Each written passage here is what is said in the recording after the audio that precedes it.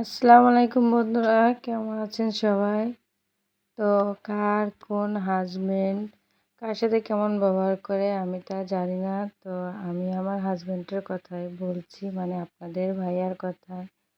তো সে সব সময় কিছু কথা বলে, সেটাই আজ আপনাদের সাথে শেয়ার করব। দেখেন, টাটকা মাংস নিয়ে আসছে, এরকমই বলবে। এই যে দেশি মুরগি, মানে আজকাল সহজ হয়ে গেছে সব কিছু, ঘরে বসেই সব ধরনের বাজার করতে পারবেন। সেটাই আমাকে সারপ্রাইজ দিয়েছে। সে সকাল সকাল 9টার ভিতরেই চলে আসছে। কখন সে এগুলো অর্ডার করেছে তাও আমি জানি না। যাই হোক, বাজারগুলো দেখতেই পাচ্ছেন। তো এই বাজারগুলো এনে বলবে টাটকা টাটকা বাজার, সব কিছু টাটকা টাটকা জিনিস তোমার জন্য এনেছি, এরকমই। তো মাসে গেলে গেলে একবার সে সব বাজারে আমার জন্য করে আনে। এই তো সকালবেলা আমি খিচুড়ি বসিয়ে দিয়েছিলাম রান্না, এর মাঝেই তার গিফটগুলো পেলাম, সেটাই আপনাদের মাঝে তুলে ধরছি। আসলে হাজব্যান্ডের কাছ থেকে হোক, যার কাছ থেকে হোক, গিফট পেতে কিন্তু সবারই ভালো লাগে, এটা চরম সত্যি কথা। তো মাসে একবার আমার জন্য এরকম বাজার করে আনলে আমার আসলে খুব ভালো লাগে। সব সময় আমি সেটাই বলে থাকি। তো বাজারগুলো আস্তে আস্তে করে তুলে নিচ্ছি, আর তার মুখের প্রশংসা শুনতেছি। তার মানে ভেবেন না আমার জন্য প্রশংসা। এই যে চাউল, পোলাও চাউল, টাটকা পোলাও চাউল, কী ঘ্রাণ! এগুলা দিয়েই আজ আমি রান্না বান্না সব কিছু করব। তো মুদি দোকানের বাজার একবারে আনলে মাসের কষ্টটা একেবারে শেষ হয়ে যায়। যেমন সব কিছু একবার তুলে রাখলে সারাদিন, তারপরে যখন যেটা লাগে বের করে খাওয়া দাওয়া বা ব্যবহার করা, যেটাই হোক, যেটা করা দরকার সেটাই করা হয়। এই তো। তো আমি সব কিছু এক হাতে তুলে রাখছি, গুছিয়ে রাখছি।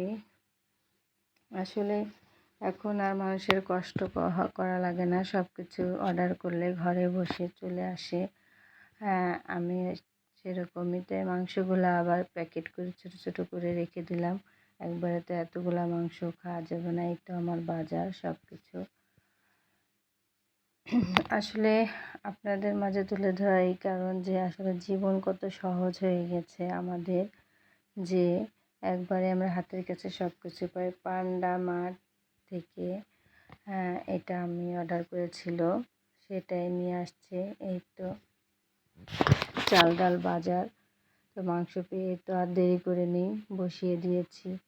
এই মাংস রান্নার অনেক কথা, যে টাটকা মাংস এনেছি, দেশি মাংস ছিল, তো তাই মাংসটা খেতে অনেক মজার হয়েছে, এটাই বলবে। এর মাঝে যদি সে একটু নাড়াচাড়াটা দেয় তাহলে বলবে আমি রান্নার সময় একটু সময় পেয়ে নাড়াচাড়া দিয়েছিলাম, তো তার জন্য আরও ভালো হয়েছে।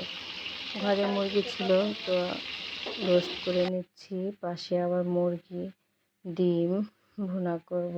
এই তো পাশে আবার রোস্ট, পোলাও করব, পাশাপাশি সব কিছুই করছি, আর আপনাদের সাথে সেইগুলোই তুলে ধরছি।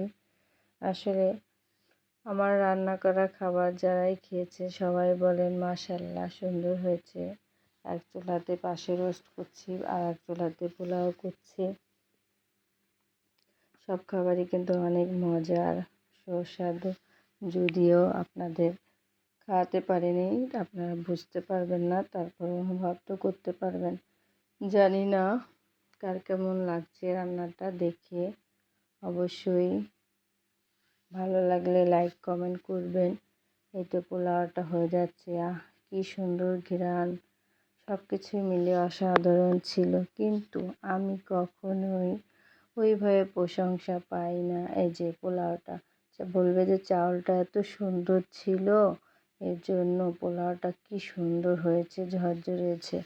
মুরগিটা দেশি মুরগি, তো এই দেশি মুরগির ডিম অনেক ভালো। আর বাজার থেকে দেখে দেখে বেছে বেছে টাটকা সবজি বেগুন আনছি, এই জন্য বেগুন ভাজাটা সেই হয়েছে। আসলে আমরা মেয়েরা কি একটু প্রশংসা পাওয়ার জন্য এই যে এত কষ্ট করে রান্না বান্না করি, আপনারা কি আমাদের জন্য একটু প্রশংসা রাখতে পারেন না? দূর ছাতা, রান্না বান্না আর করবো না, ভাল লাগে না আমার। এত কষ্ট করে রান্না করি, সে টাটকা মাছ মাংস যেটাই আনুক না সেইটাই একেবারে এই শসাটা ধরে বলবে যে শসাটা টাটকা ছিল, ফ্রেশ ছিল, লেবুটা দেশি লেবু। কেন রে ভাই, আমাদের কি কোনোই দাম নাই দিন শেষে? আমরা যে এত কষ্ট করে রান্না বান্না করলাম, একবারও কি বলা যায় না যে আমি কষ্ট করে রান্না করেছি, এর জন্য এত সুন্দর হয়েছে? তার বাজারগুলো সুন্দর সেটাই বলবে। ভালো থাক।